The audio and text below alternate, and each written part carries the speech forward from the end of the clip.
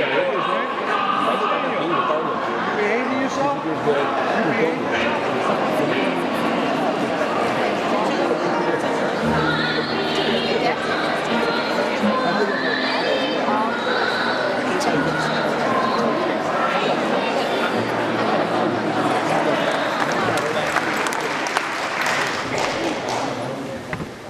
and gentlemen, welcome to the Voice of Peace event.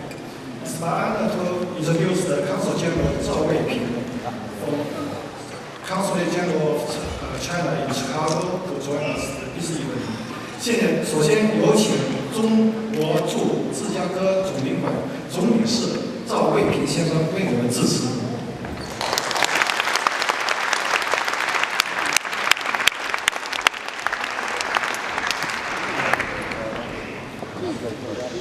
首先，借此机会，我代表中华人民共和国驻芝加哥总领事馆，向在座各位来宾和民众广大侨胞问好。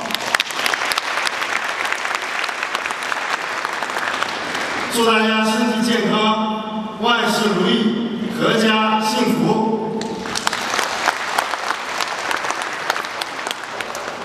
Good evening. On behalf of the Chinese Consulate General in Chicago, I wish to express my deep appreciation to the Chinese American Association of Minnesota, Minhua Chorus, Minnesota Minhua Chinese School, and the China Tribune for organizing this event in commemoration of the 70th anniversary of the victory of the Chinese People's War of Resistance against Japanese aggression and the World Anti-Fascist War.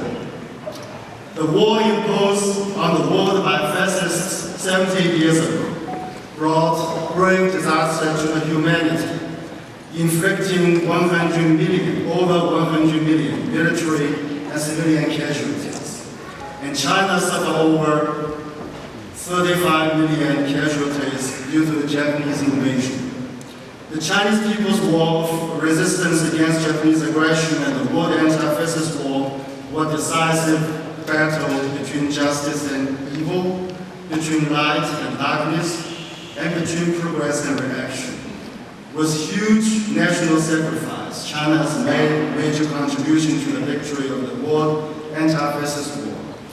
China will never forget the great support from the US government and the American people in its war of resistance against Japanese aggression. Many American soldiers sacrificed their lives in helping the Chinese people fight against the Japanese aggressors. I'm deeply honored that Ms. Nell Calloway, granddaughter of General Bill Chen, the founder of the Flying Tigers, and Major General William Chen, whose father was a former Flying Tiger member, are also with us here this evening. All the heroes of the Flying Tigers will live in the hearts of the Chinese people forever. I believe that through events like this, we will revisit the lessons of the past and work together with even greater enthusiasm to safeguard the lasting peace of the world. Thank you.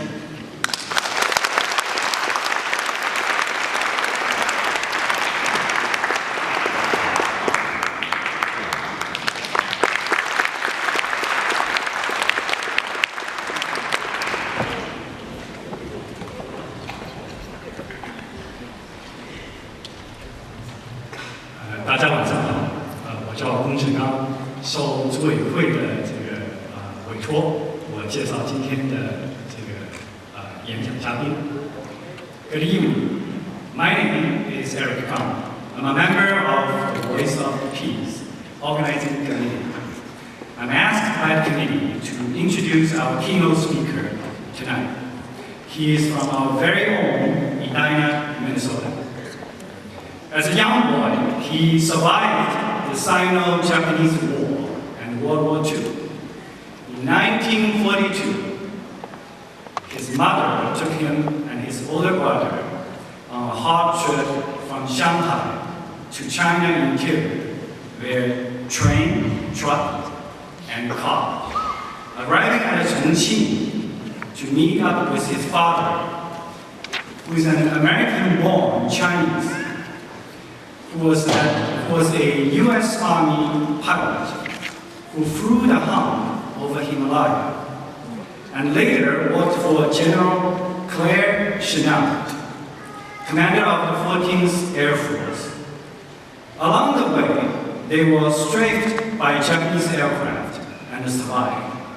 Then in Chongqing, they repeatedly scrambled to air raid shelters when the Japanese bombed the city. Our speaker went on to be a career United States military officer, the first Chinese American to achieve and wear two-star rank of Major General in the US Army. He served in notable assignments as the Commanding General, United States Army Missile Command, and later was in charge of the program management, procurement, and the support of all the Army's missile defense programs. Through his father, General Chen personally met a number of famous Flying Tiger fighters, and he had visited General Chennault at his home in Monroe, Louisiana. I heard they did some fishing together as kid and grandpa. In commemoration of the 70th anniversary of the victory over Japan, the title of his speech is The Role of the Flying Tigers and General Chennault. Please join me.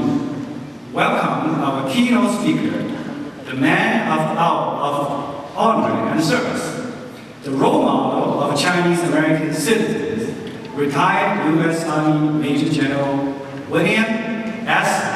Chen.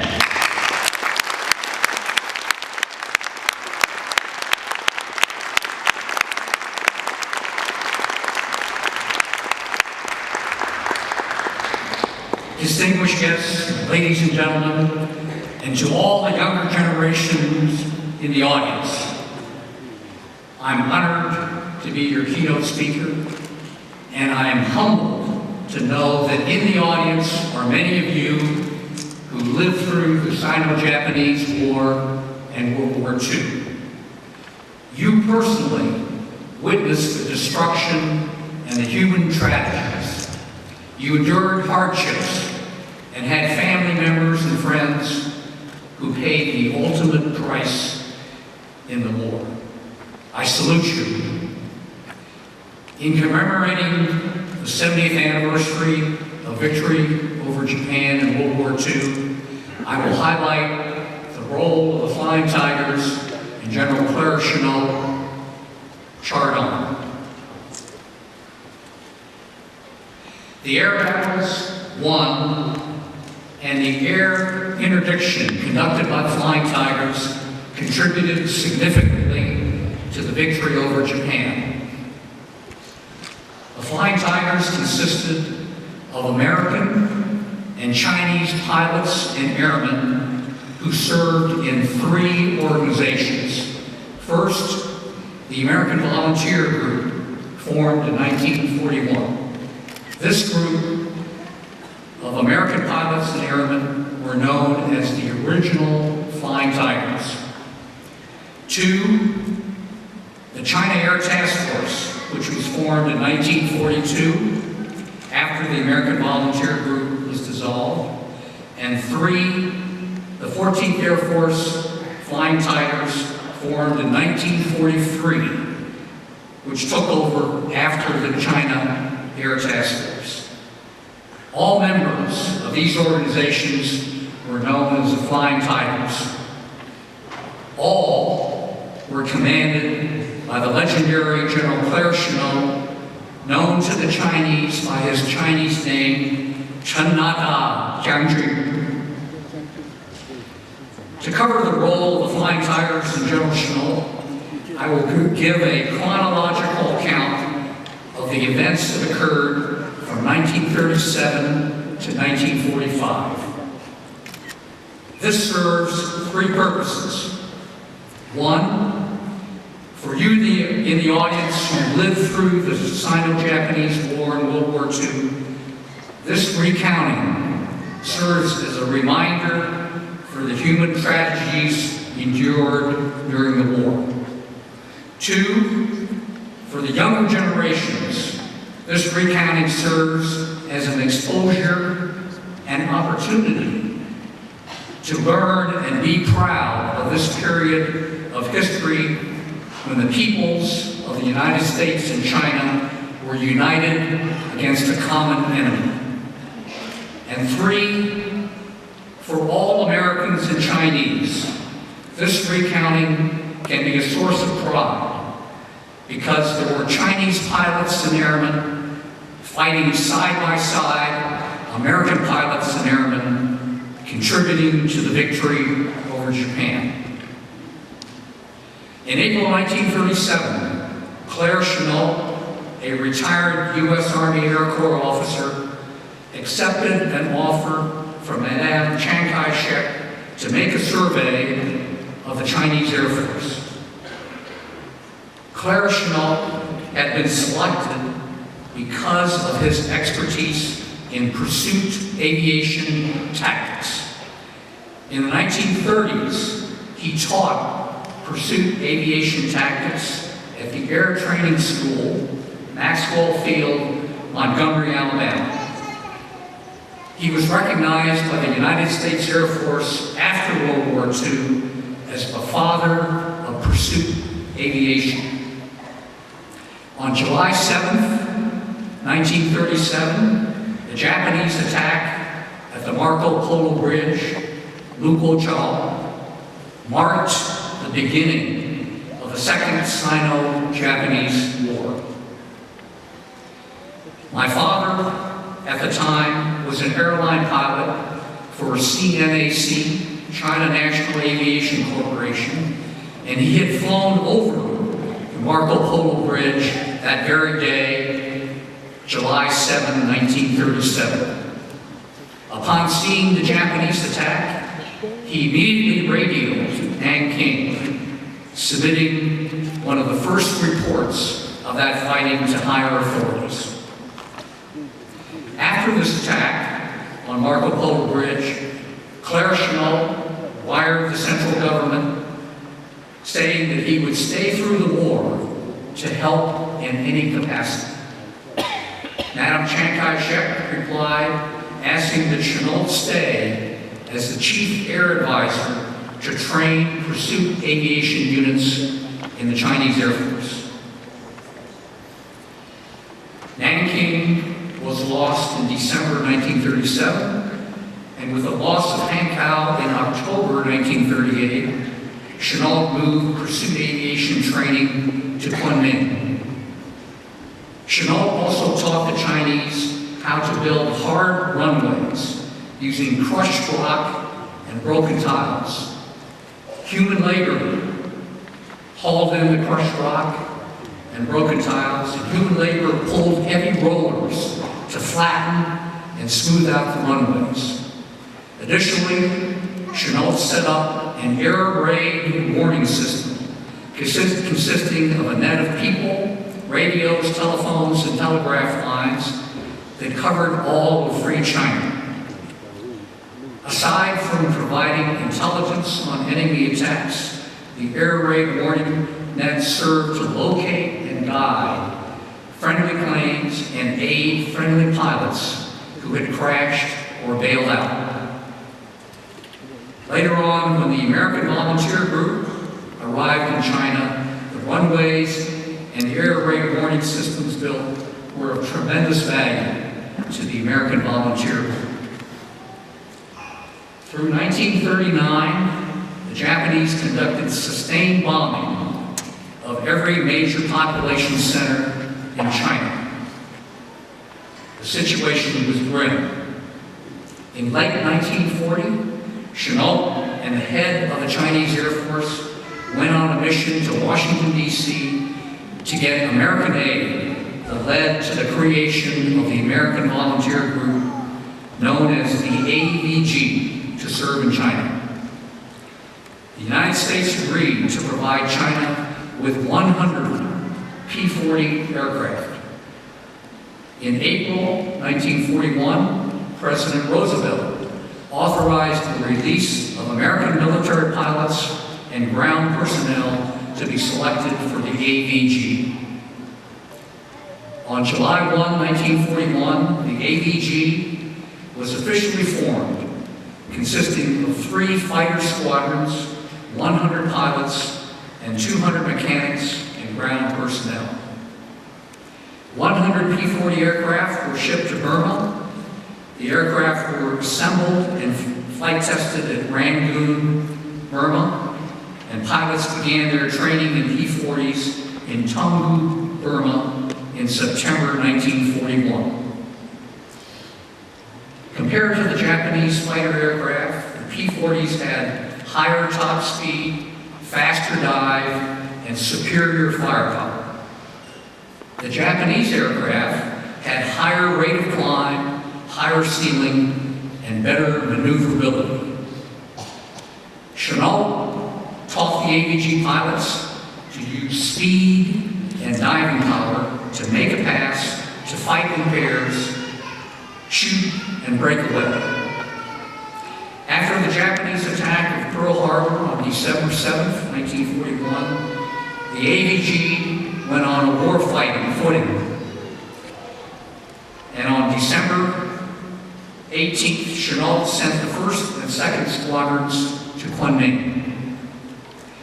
The AVG saw their first action over the skies of Kunming on December 20th, 1941, intercepting a formation of Japanese planes on a bombing raid and shooting down 9 of 10 Japanese bombers.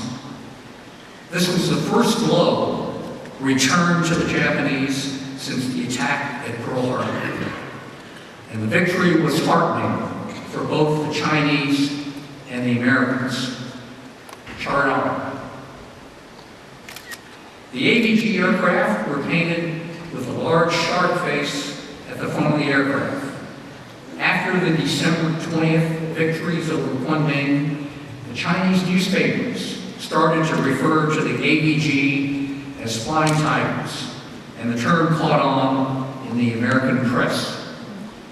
The Flying Tiger pilots wore a silk Chinese flag sewn on the back of their flight jackets with words in Chinese that said, "This foreign person has come to China to help in the war effort. Soldiers and civilians, one and all, should rescue and protect him." Many of the pilots who had to bail out or crash land their planes were grateful to the Chinese villagers who rescued and sheltered them and brought them back to their bases.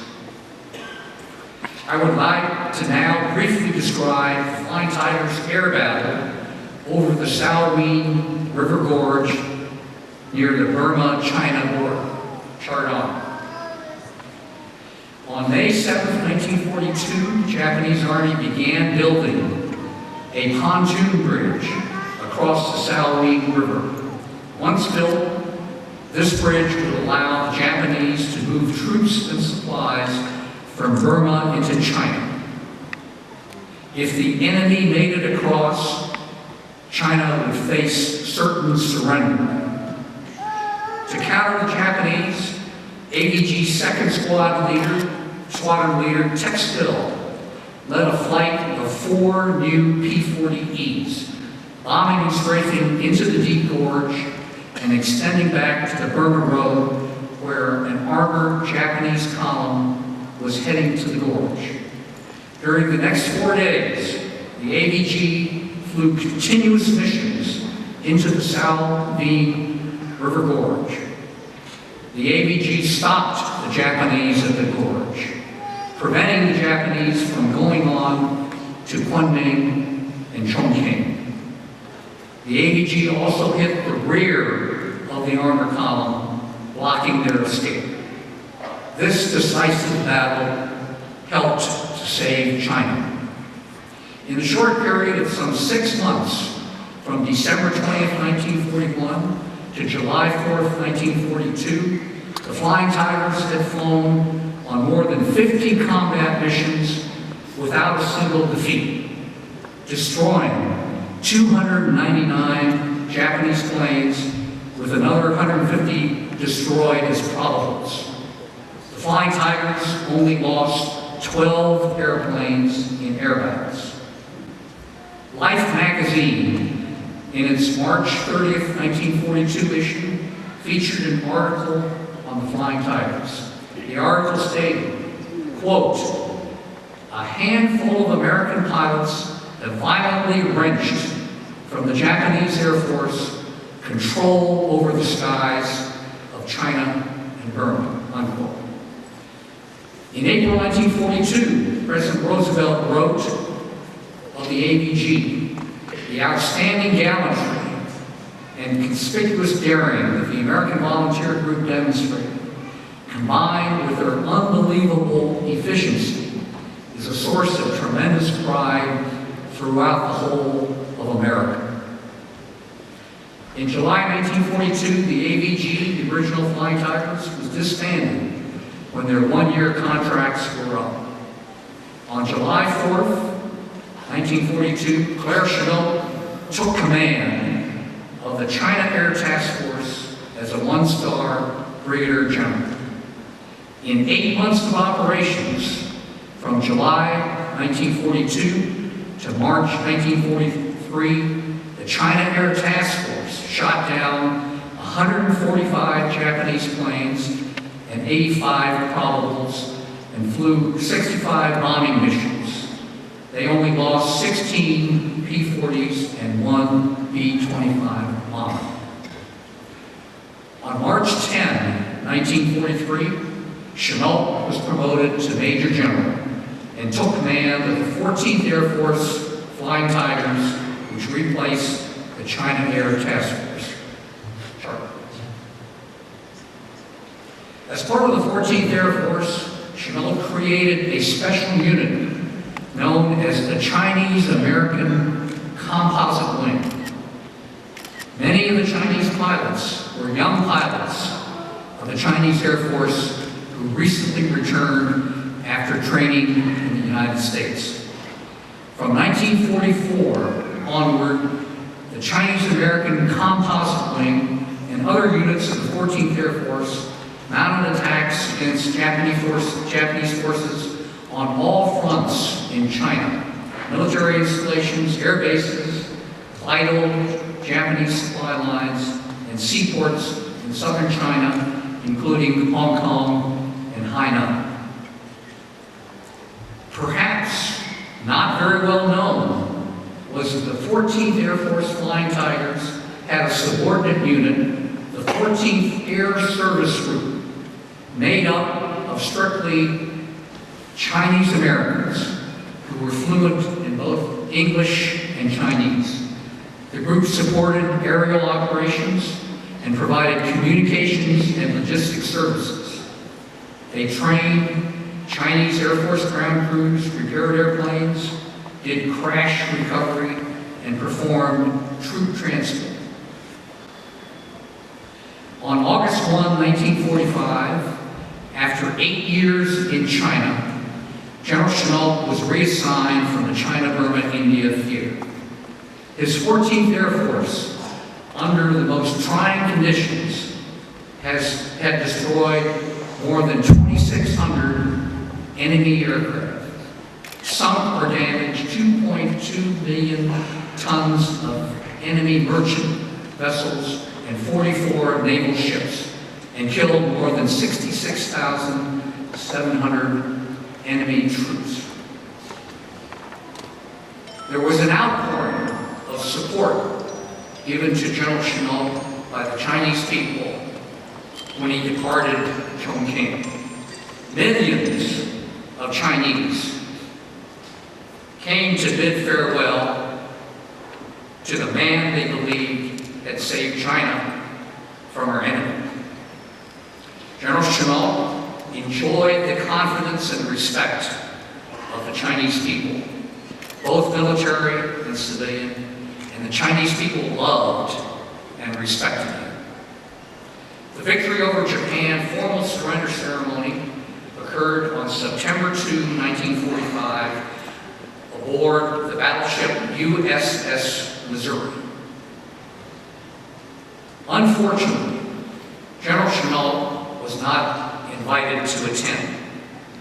he sadly wrote, "For 8 long years, my sole ambition was to defeat the Japanese, and now I am deprived of participating in that final victory. On VJ Day, it was my fondest hope to be aboard the battleship Missouri in Tokyo Bay and watch the Japanese formally acknowledge their defeat." I would like to now quote from General Schmelt's book entitled Way of a Fighter, copyrighted in 1949. His words reflect the vision he had about the United States and China. Quote, "It is my fondest hope that the sign of Flying Tiger will remain aloft just as long as it is needed, and it will always be remembered on both shores of the Pacific as the symbol of two great peoples working toward a common goal in war and peace."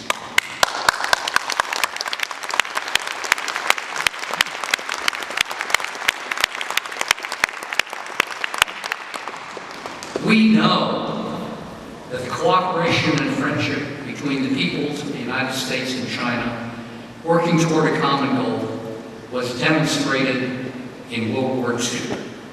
As we look at our current world situation and relationships between the peoples of the United States and China, we know that cooperation and friendship working toward a common goal can be demonstrated in peace as well, resulting in benefits to all in business, education, culture, and other areas.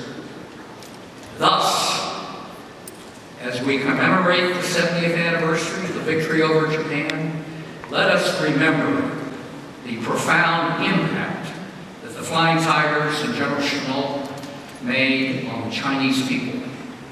In turn, General Schmelt very much appreciated and was extremely grateful to the Chinese people for their support and help in the war effort. We have the obligation to preserve the shared legacies of the past and encourage the younger generations of Americans and Chinese to know the history of our cooperation in the past, but we also need to look at the future. In line with the theme of this program, Voice of Peace, we must take the opportunity to promote friendship and cooperation from generation to generation and work together to live in peace, prosperity, and with mutual respect. Thank you.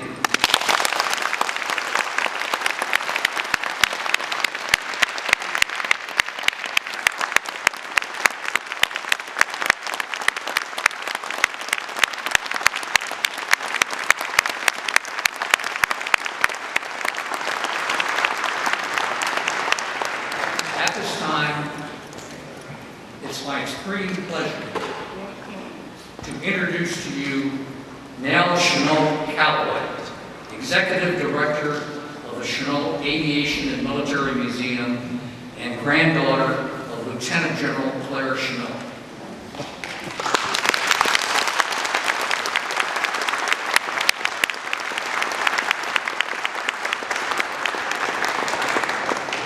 You only have to meet her and hear her talk to know that she embodies the sign, symbol, and spirit of the Flying Tigers.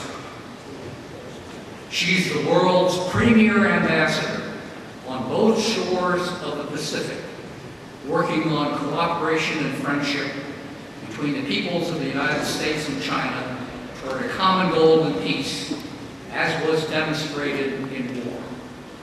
Now, during World War II, Hum pilots and Flying Tiger pilots would be in their cockpits, starting up their engines, and would give the thumbs-up gesture to their ground crews, signifying A-OK.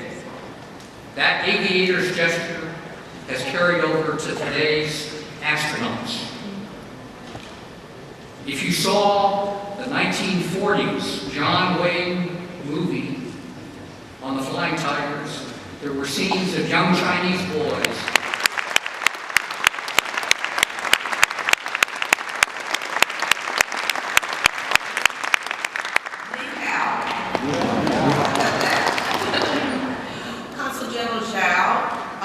distinguished guests, ladies and gentlemen, and all of the organizers and planning organizations for the Peace Program. I am so honored to be here.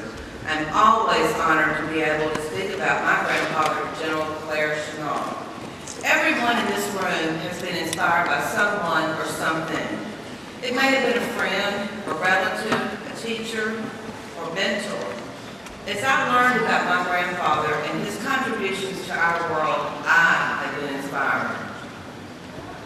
People that I meet often ask me, did your grandfather tell you of his travels in China and all of his accomplishments? I tell them that no, General Chen to me was granddaddy. I remember sitting on his lap, the smell of his pipe, playing in his dragon robes, and I remember his kindness. It was my mother, Rosemary Chen, his youngest American daughter, who told me of the sacrifices of the Chen family when he went to China. It wasn't until my mother and I traveled to China in 2002, for the very first time, we did not know what to expect. When we arrived there, we were amazed at the stories that we heard, and the warm reception and the welcome. But the stories were the most important, because they told of the atrocities and the sacrifices of the Chinese people. And we knew then why my grandfather had to stay and help these people. But we also knew that these stories were not always being told in America, and that it would be up to us to work very hard to see that Americans knew about these stories along with the Chinese. My grandfather no longer has a voice, and my mother's voice has been stilled as well. It is up to me to be their voice. The relationship between China and the United States is the most important relationship in our world today. We have to remember what was gained when we fought together as brothers to defeat one of the greatest enemies the world had ever known. Without this victory, we would not be here today. It is up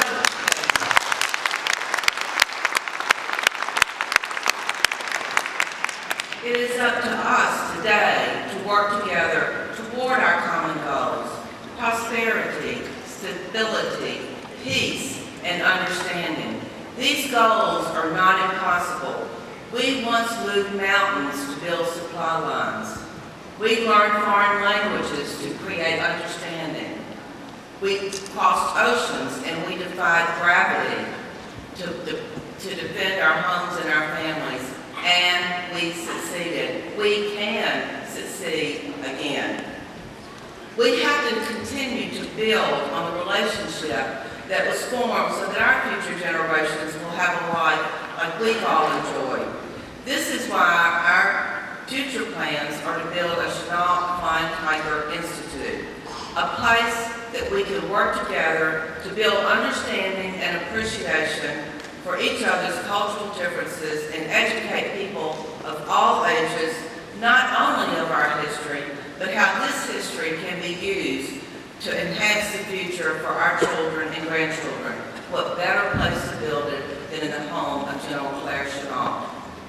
Many of my family members have been to China. In fact, my son and my daughter and my two granddaughters and I just returned a few weeks ago. Now they too have a voice for the kindness and generosity of the Chinese people. You can all have a voice, and this voice is vital for the future of our world. My grandfather's legacy is what has inspired me to realize what one person can do to try to change the world. I am only one person, but I believe that we can face today's challenges and overcome our differences. I promise you that I will continue to work towards those goals. And I hope that each and every one of you here tonight will also continue to work towards those goals, because it is vital for the future of our children and our grandchildren, and to build a better world. As director of the Chenault Aviation and Military Museum, we are doing that. We have just opened a new exhibit based on my grandfather's book, Way of a Fighter, that General Chen just referred to. But this exhibit is very important. It's a bilingual exhibit, and it tells the story to Americans of the atrocities and what was going on from the time my grandfather went to China in 1937. And for every Chinese soldier, and we have an American soldier as a counterpart, to tell how they served together. We're very proud of this exhibit. If you'd like to support us in our efforts, I happen to have brought a few brochures and some membership forms. But we feel like, again, this is the most important work that we can do today. I don't think any of y'all would be here tonight if you didn't feel the same as I do. So thank you very much for allowing me to speak, and I look forward to working together with all peoples for a better future. Thank you.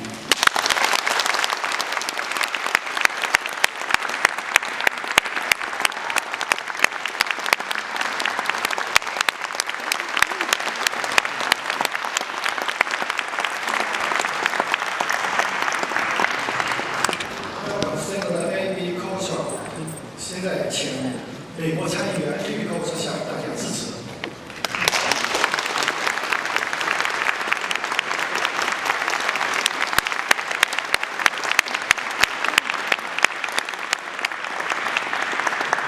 Thank you so much for having me on this wonderful occasion. I know I'm the only thing that stands between you and the musical performance. So we will all keep that in mind. Otherwise, I could sing. But it is truly great to be here. First of all, I heard General Chen's talk, and it was so interesting and well-researched. I met Nell, so that was such an honor as well. WWII, the Chinese Consul General to Chicago, the Voice of Peace Organizing Committee, all of the volunteers and generous donors that have made tonight possible. This is an incredibly uplifting event, and it's not often that we gather in celebration of peace, but I think we need to do that more often. It feels like sometimes, as you know, in today's world, you cannot avoid conflict, right? You turn on the TV or look at Twitter or on Facebook, and all you see is conflict. Conflict and horrible conflicts around the world, conflict here at home, Democrats versus Republicans, urban versus urban versus rural, the Vikings versus the Packers, right? So it happens all the time, and that's what makes news. But sometimes I think we forget that how we advance the common good is by working together. That doesn't always get as much attention. And certainly the story and the memories that we are bringing back tonight does not get as much attention as it should. And that's why it's so important that there are people, young people here that are hearing this story for the first time tonight. There are many of you who've been around longer who know the story but need to be reminded of how important this history was. We're now at the 70th anniversary of the end of World War II. And I think, as you know, a lot of the commemoration has been about the US and its allies and freeing Europe from tyranny. And too often we have been not mentioning another front, another nation that stood with the United States, and that was the country of China.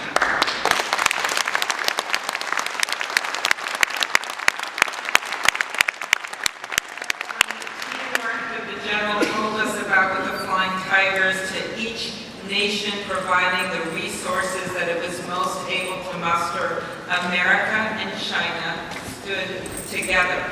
We fought together, and in the end, we won together.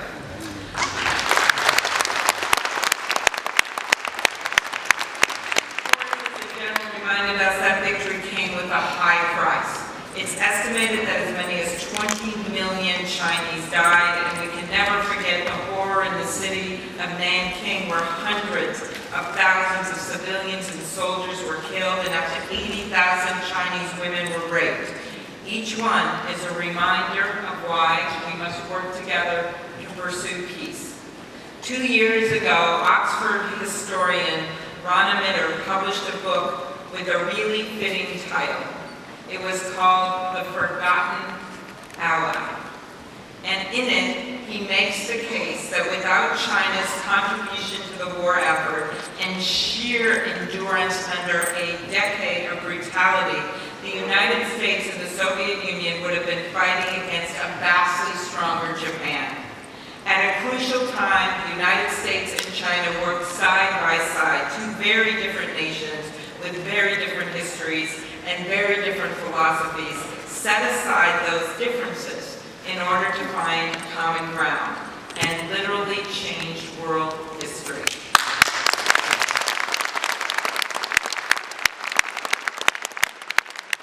And that is something that the world needs to learn from and to do again today. Now, we might not be in the middle of a major war, the likes of World War II right now, but the example shown by the United States and China from that time is one that we can use today on a number of issues of global importance. Nations around the world are always going to disagree. We've had our differences with China, but we know that we can also find common ground. Here's some examples. As you know, President Obama recently hosted the President of China at the White House for a major state dinner. I wish I was there. I wasn't. It was beautiful, though. And I think you know that our countries are working together to reduce greenhouse gases to take on climate change, and China has taken a major leading role with regard to that. We can agree that we can't let innocent Syrian children drown in the surf while trying to escape war. Nor should we let young girls be kidnapped in Nigeria or leave people abandoned on a mountaintop or let innocents be tortured, maimed, and raped. We need to intervene with partners with prudence and thought, but we must help. This isn't simply about the world we see today. It's about whether the world we leave to our children in both countries will be secure, just, and free. So here's some examples. I traveled to Africa last year and saw firsthand the great work of so many American companies, including companies in Minnesota like Cargill and General Mills, including the work that USAID is doing in Africa. But I also saw the work that China is doing in helping to build infrastructure and transportation through countries like Ethiopia. A recent example of diverse nations, including the United States and China, and I met with the Chinese ambassador about this. We worked together to reach a very, very difficult agreement, and that is the Iran nuclear agreement. I have always believed that one of our top security priorities is preventing Iran from getting a nuclear weapon. That's why I was a strong supporter of the economic sanctions that brought them to the negotiating table. But in the end, we couldn't do those sanctions alone. We needed China, we needed Russia, we needed the European nations. And while the agreement that was ultimately reached wasn't perfect, it is our best available option to put the brakes on Iran developing a nuclear weapon. That was something that the countries of China and America and others did together. And the goal is the pursuit of a more peaceful world. We also need to work together to address conflicts around the world. And we know right now we are having a refugee crisis. We have never seen this many refugees since the end of World War II. In Europe, they're now calling it the Grand March, with little kids being brought over in lifeboats. I was in Greece and I actually saw the video of what the Greek Coast Guard is dealing with, where smugglers are putting 30, 50, 60 people on a boat. Sometimes it's one of those yellow rafts, but sometimes it's a speedboat. And when the Greek Coast Guard finds the smugglers and starts chasing them, do you know what the smugglers do? They throw the children overboard so that the Greek Coast Guard will be diverted and try to rescue those children.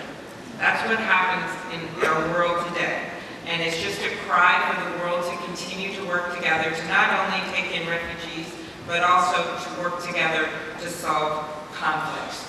I'll end with this. Our state has a proud tradition of opening our arms to immigrants from around the world. I know this.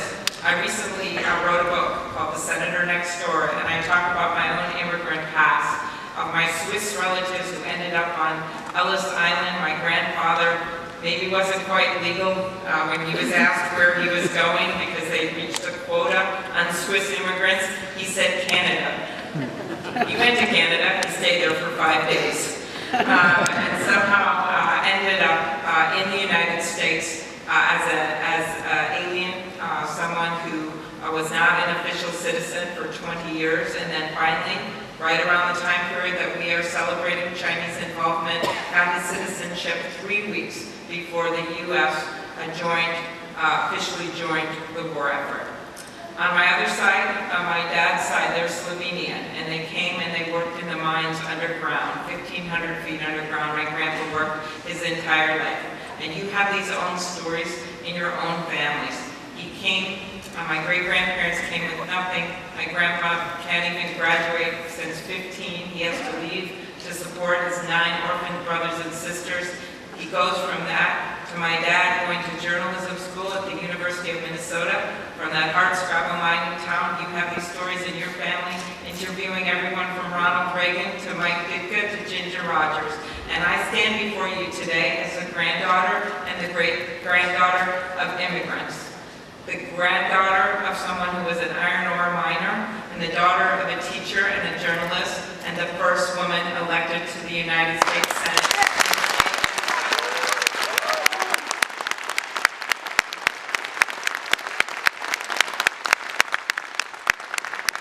More than anything, that is a story of immigrants, right? That is a story of people believing in a future for their family and believing no matter where they came from, whether it is China or Slovenia or Switzerland or Syria, that they can make it in this country. And that is what your ancestors and many of you yourselves did when you decided to come over to this country. It is why I believe so strongly we need to get an immigration reform bill done, and it is why our countries fought side by side in that war, right? They fought side by side for freedom and a belief in a better world. So I just want you to remember, as you look back at this horrible time period and the courage of men and women from both of our countries, that we don't just let it sit there 70 years ago, but we bring it to the present and we bring it to our current situations and the relations between our countries and throughout the world. The last thing I wanted to do was invite you to my office if you're ever in Washington, D.C. When the Senate is in session, check that first. We have a breakfast. We invite the entire state, and I'm always there. We always serve food from Minnesota. Maybe if you come, we will find a Chinese bakery, but right now, if you are really lucky, you might have Spam puffs. Okay? But when you come in my office, you'll see a picture on the wall. And it's a picture of a woman who is holding the planet Earth in her hand. And she has been given the world, given the earth by an angel. And the words read, "In my dream, the angel shrugged and said, if we fail this time, it will be a failure of imagination." And then she placed the world gently in the palm of my hand. Well, the world now is in the palms of a new generation. And as we look back at what happened 70 years ago, and we look back at the Flying Tigers and everything that they did, and our two nations working together, we know that we must have the imagination to see that world again, and to see that kind of cooperation and peace again.